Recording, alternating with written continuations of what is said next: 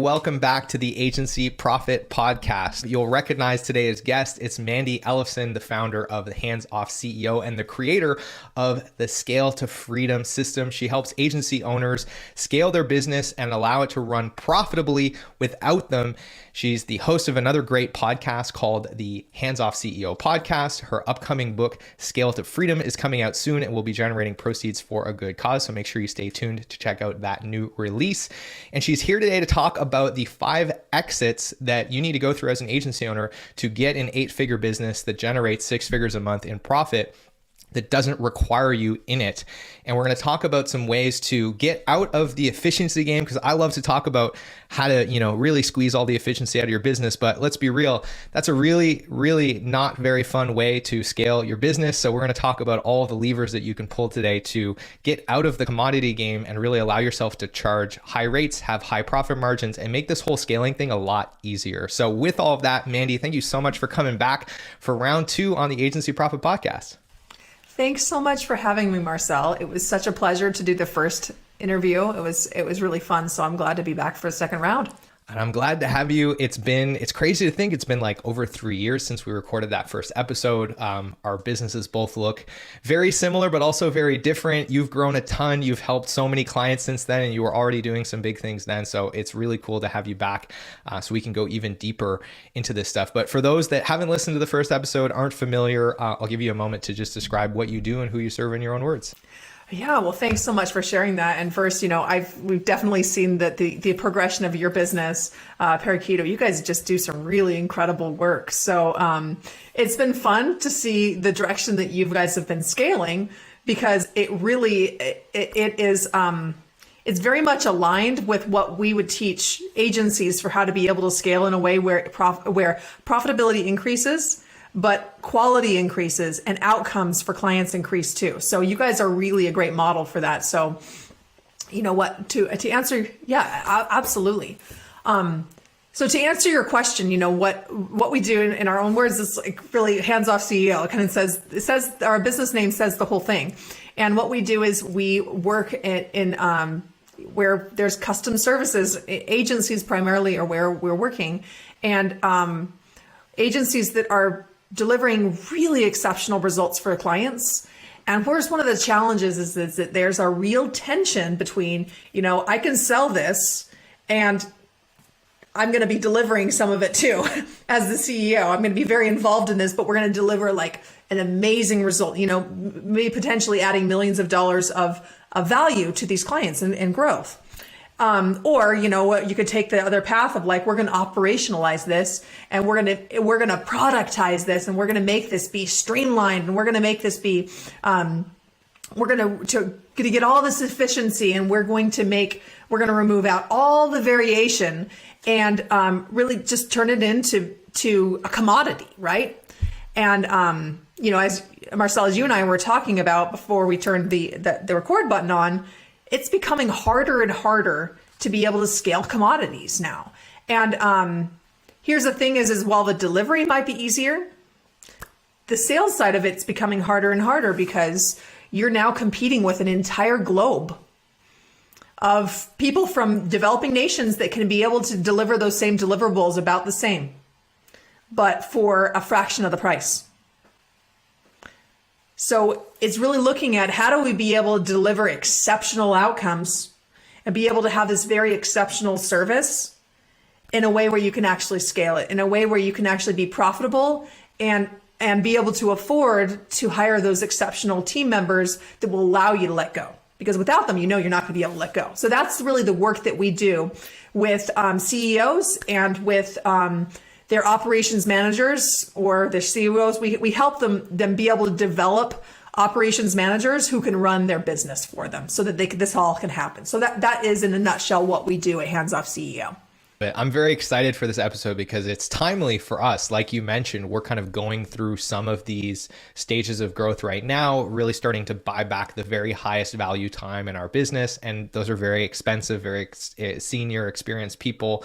And, I agree. I think we've done some things recently that is making that possible for us, people that we otherwise wouldn't have been able to afford if we were still charging what we charged when we first started, and we were still doing things the way that we were doing them when we first started. So I'm really excited to to see myself in this and also see myself in kind of some of those next steps. Before we dig into all of that, I want to clarify the current state that folks might be in that indicates them they need to, perk up their ears and pay attention to this episode. What are some of the common challenges that clients are coming to you with that you help them work through? And what are some of the symptoms people might be feeling today? Oh, that's a fantastic question, because this is exactly where I was going to go next with this. So I'm glad you asked this question. So one of the biggest things is that they have really good results. They have great case studies. And, maybe they've worked with clients before where they've added $1 million plus in results for their company. And they're looking at, how do we bring on more of those clients? But at the same time, they're like, well, to be able to bring on more of those clients, to even focus on generating more growth to bring on those clients, we need more team members. And we all know how difficult that is in this market to be able to attract these kind of team. It's harder than ever before. So we can't just hire anymore. We have to actually recruit. That's the market we're in now. And not only that is that we have to not only recruit, but we have to be really, really choosy and be able to fire very quickly, because there's also a market of people not being that excited to work. That's not everybody though. So it's really about finding those real superstars and being able to create and foster an environment for them to grow and thrive. But you need more of those team to be able to bring on more of those clients, right? Now, what do you need to be able to bring on those team? You need more cash, right? You need more cash to be able to pay those people. So what do you need to be able to generate more cash? Well, you need more clients to generate the cash. But the problem is that you need more team to service those clients. So you're in this endless cycle. And so this is something that's very common. And I was just talking this last week with a woman, I'll call her Sandra, not her real name. And this was the exact situation she was at. Has this successful $1 million company, does really great results, has a good team, has an operations manager even, but it's just the thing is that the operations manager should be taking on more, but doesn't, the CEO doesn't really even know what they should be doing. That's one of the things that we're seeing a lot, is that the operations leader should be really taking on more and being able to run the operations so the CEO can actually grow. But the problem is that there's all these inputs that need to happen in order for them to do that. And the CEO doesn't know what to expect of them. And they don't know what to do to be able to put those things in place to be able to make that happen. So it's this place where they get stuck. Have you seen this before, Marcel?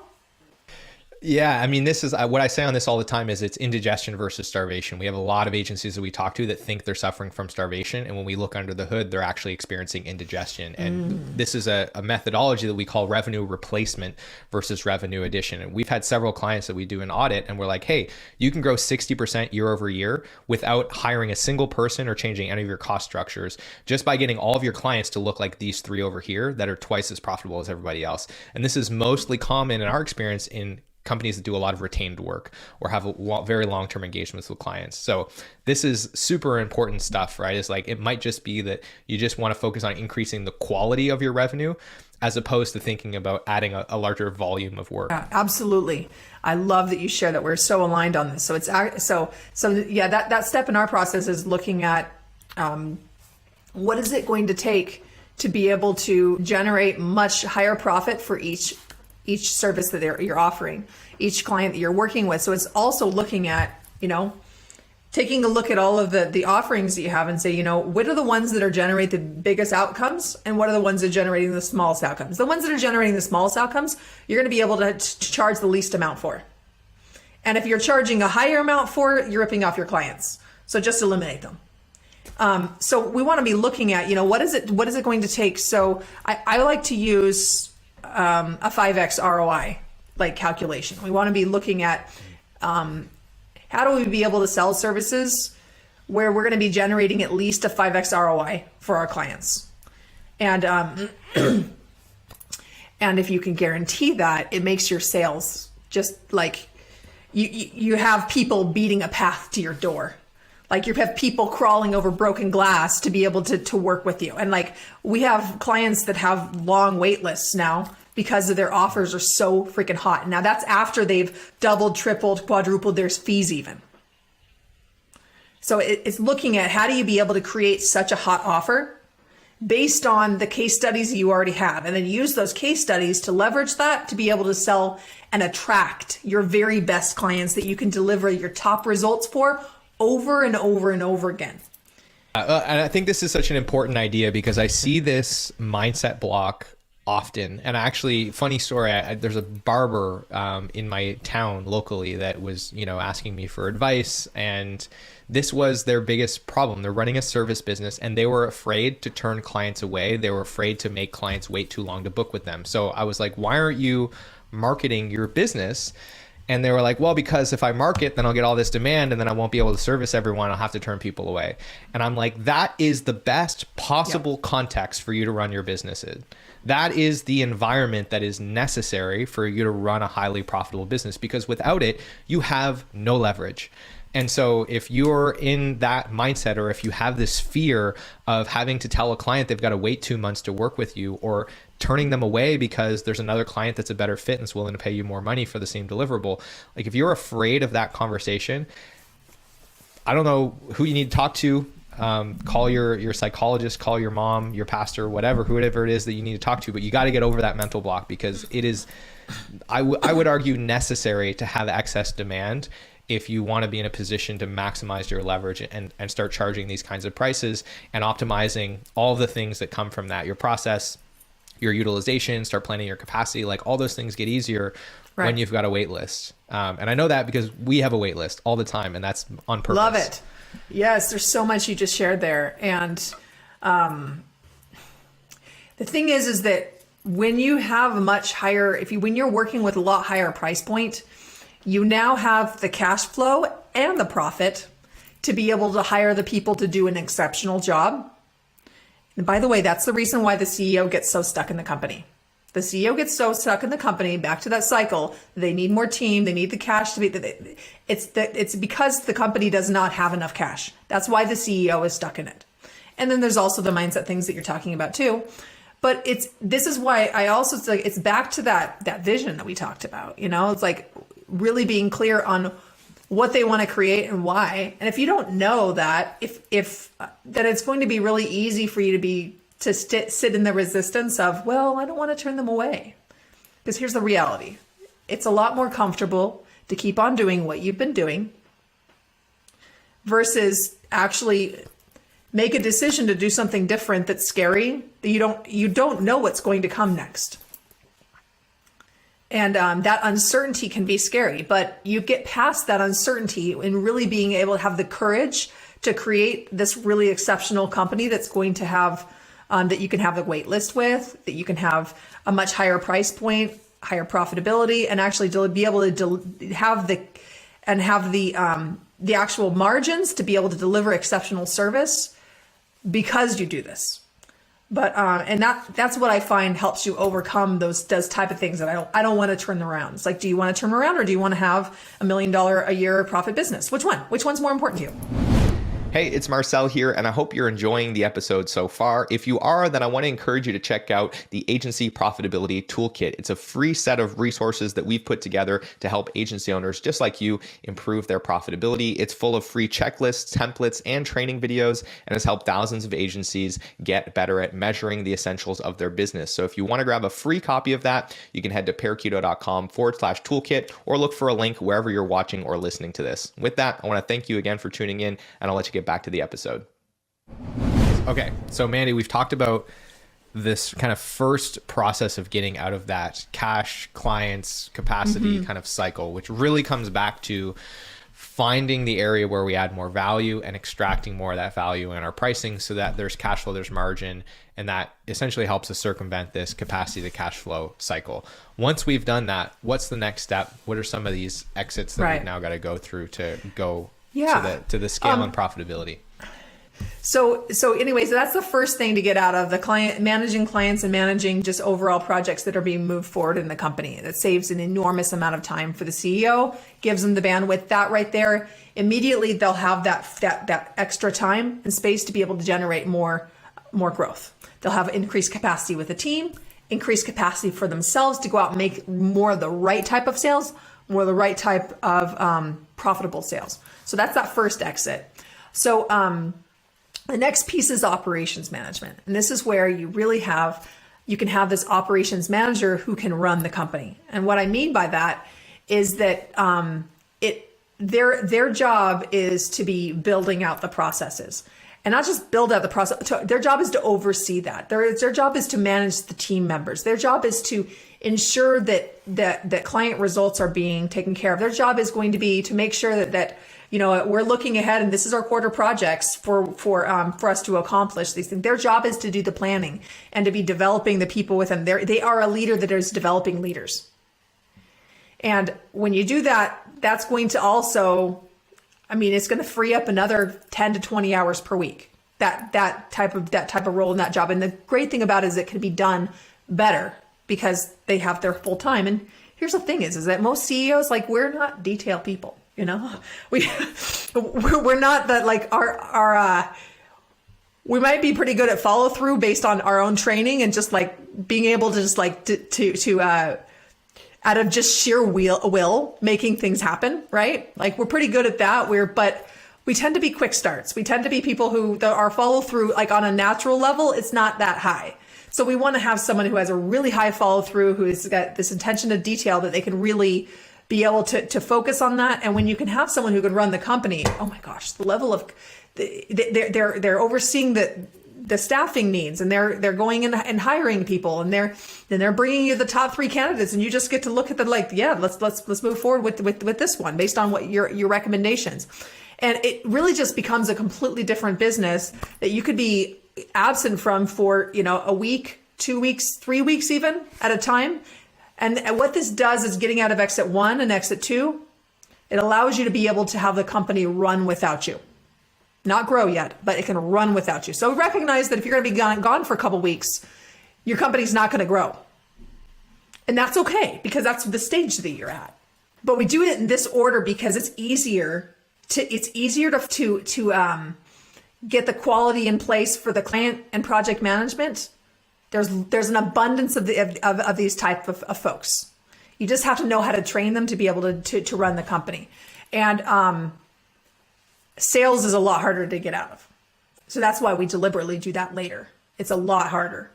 So I've seen the mistake that a lot of people will try to jump into sales to delegate that out before they fine tune that process. And what they do is they just take wads of money and they flush it down the toilet.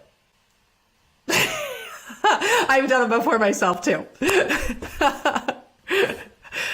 Maybe you've seen that too with agencies that you've worked with, Marcel.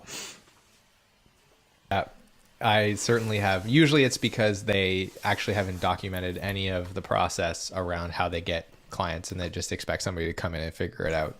But yeah, I've seen that happen time and time again. So exit 1, client management. Exit 2, operations management, really the day-to-day running of the company, follow through on projects, initiatives, holding the team accountable, etc. What's exit 3? Exit 3 is scaling sales. And this is where the real magic happens.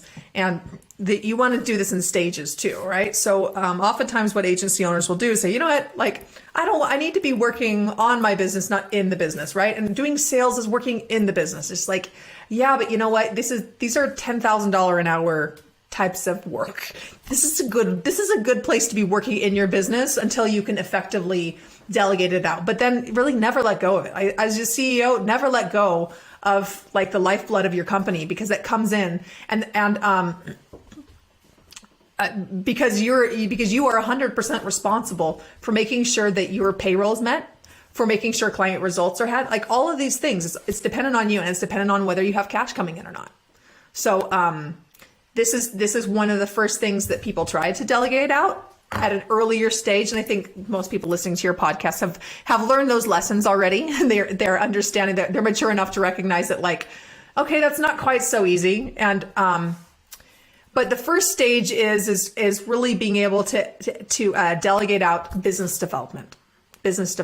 So you can, and this can come in hiring setters. It can come in but people who can actually be generating the lead flow, so that then you as a CEO can close it.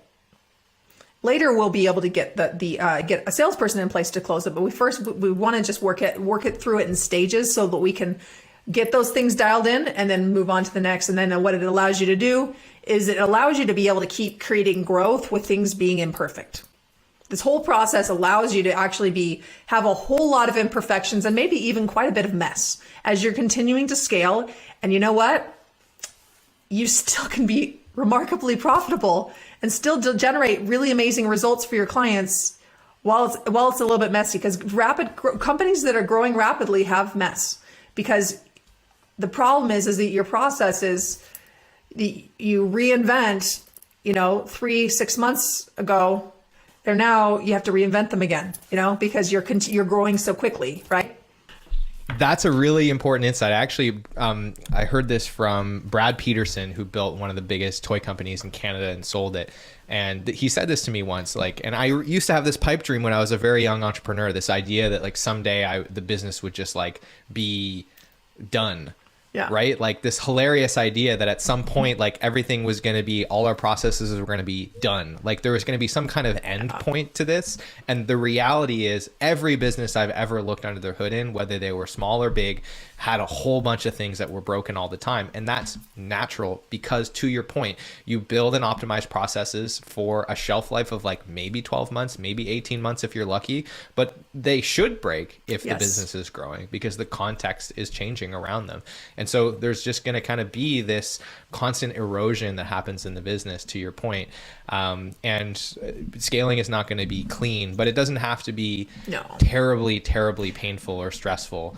And having an excess of cash can make it a lot easier. The other piece around sales with Exit 3 is hiring a salesperson, and being able to hire a salesperson who can manage the whole sale from the managing the sales process to be able to get them from lead to conversion. I mean, there's a whole process in there. So be able to train them, you need to have the right offer for them to sell, and the price. So that story I was telling you about with Laura, what we did to support her to be able to triple her fees and then triple the length of engagement is what we created a client success map. We helped her create a client success map, which shared with them the promise. In her case, to add £100,000 of additional profit for the company within 12 months. And then there were some other things too. But that promise allowed her to be able to sell a much higher price service. And that's what's going to allow her to be able to delegate that to a sales team when she's ready to, because it's a really clear, this is what you get, this is when you get it. And it can very clearly articulate the value proposition in a way that the salesperson has guardrails, so they don't just go sell anything, because that's what they will do if you turn them loose. So that's Exit 3.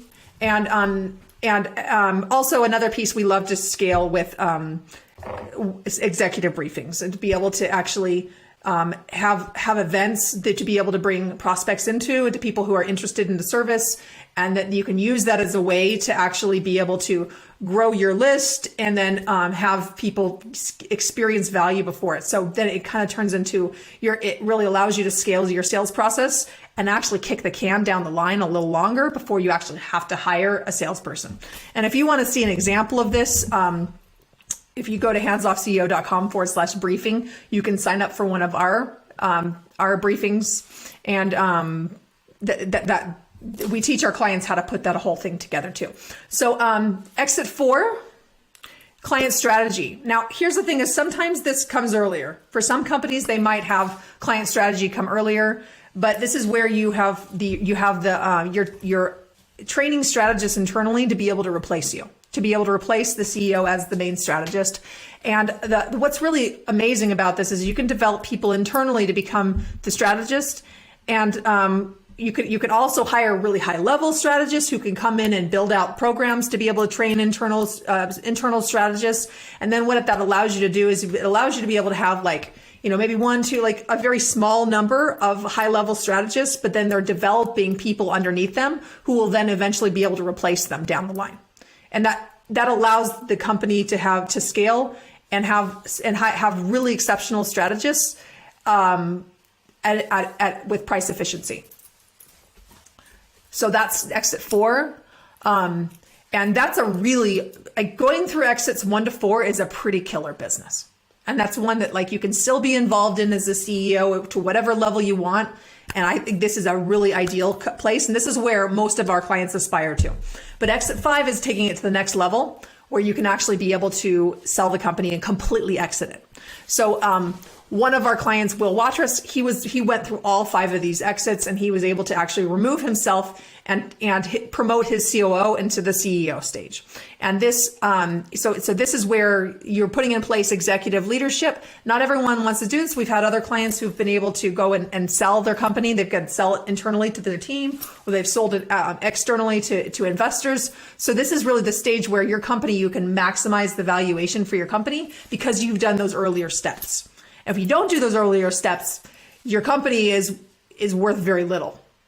It's a very small multiple for agencies. But if you put these things in place, you can increase your multiple and also increase the likelihood that an investor will actually want to acquire your company, which means millions of dollars more at your exit. Yeah, and that's we've talked about this a few times on the show, but yeah, we're talking about EBITDA multiple. So there's 3 compounding factors here, right? Number 1, what is the EBITDA? What is the profit margin on the business? If every time that goes up, it's a substantial impact. Number 2, what is the multiple? Are you getting 3 times, 5 times, 8 times, 12 times your net profit? That's another multiplying factor. And of course, there's another kind of step function, which is, are you north of $1 million a year in EBITDA? Because as soon as you cross over that line, the competition for your business from acquirers is substantially higher because there's just this much higher level of return. And so you're generally getting a higher multiple. And the way that you push that multiple up is A, having more EBITDA, but B, having all of these other things. Less risk in the business. Less risk comes from all of these exits that you as a founder are able to create because you're no longer a linchpin in the business. Plus, probably you're making more money and spending less time. So this has been amazing. 5 exits. Client management, number 1. We had day-to-day management operations, number 2. We had sales at number 3. We had client strategy at number 4. And then number 5 is really exiting yourself from the business, not having a job anymore per se, and really having complete autonomy over how you invest your time and energy into the business. Those are the 5 exits, Mandi. Before we wrap, any final words of advice for those that are listening, and where should they go and find more of you on the internet? Yeah, just the final advice is to be really clear on what you want to create and know that it's possible, and just choose, instead of choosing fear, really choose certainty. Choose the confidence that you're going to create this and just make it happen. And also get the support. Find someone who can actually support you to get really clear on what your vision is, and then look for who can support you to be able to do that and has the highest likelihood of you being able to generate the success. Because if you try to do it on your own, you'll be banging your head against the wall year after year, and it will cost you millions of dollars of opportunities, like millions of dollars. And I know that Marcel, you have a lot of great contacts that you could refer people for what's best for them. If you come to our executive briefing, I could also share with us too. And we are a boutique consulting company. We're very careful about the clients that we choose to work with, and when we make recommendations for what the best is for people. So yeah, if you want to go to, I mentioned the briefing already, and then if you want to learn more about how to be able to generate this kind of growth in your company, you can go to handsofceo.com/roadmap to download our ultimate roadmap to scaling your agency. All right. So I will have links to the briefing, to the roadmap, to Mandi's website, as well as to their podcast. So you can check all of that out just by scrolling down to the show notes. And with that, Mandi, I'm sure everyone can tell we could just talk for hours about this stuff. So I'm just so glad that you were able to make some time to come back. It's so great to have you here. Thanks so much, Marcel. It was such a pleasure. For another great interview.